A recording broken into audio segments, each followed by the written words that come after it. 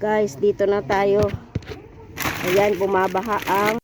Okay, hello mga kabuenas. O dahil ayaw nyo ng kakurimaw, so kabuenas na lang. Ayan, ang dami ko nang nakuha dyan mga kabuenas. Ayan o, may mga carrots at iba-ibang klase.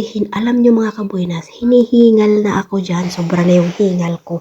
Pati yung kasama ko, hinihingal na rin. Pero hindi pa rin tumitigil. Kasi alam nyo ba kung bakit? Kung titigil ka, wala kang makukuha. Kaya bunot dito, bunot doon. Hakot dito, hakot doon. Ayan, pinagdesisyonan namin itumba ang container dahil hindi namin maabot.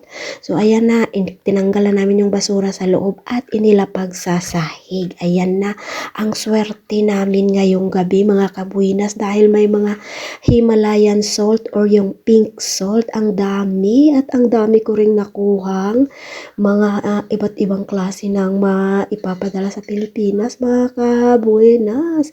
At namumulot din ako dyan ng mga basta. Alam nyo na, ang dami talagang pagkain mga kabuinas. May manok na luto na, iinit mo na lang. Pero hindi ko siya kinuha kasi hindi ko naman siya type mga kabuinas.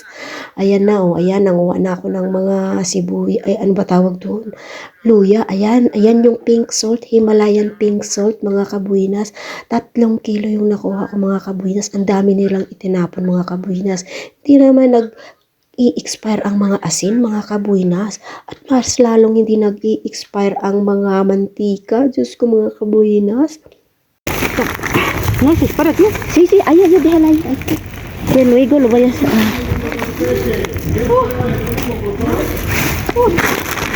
Kalmati, kalmati.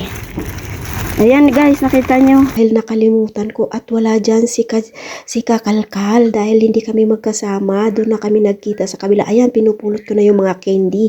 Menthol candy po yung mga pinupulot ko mga kabuinas kasi nabasag po ang plastic bag. Kaya nagkalat sa loob niyan. O ayan, nagkahalo-halo na tuloy yung mga...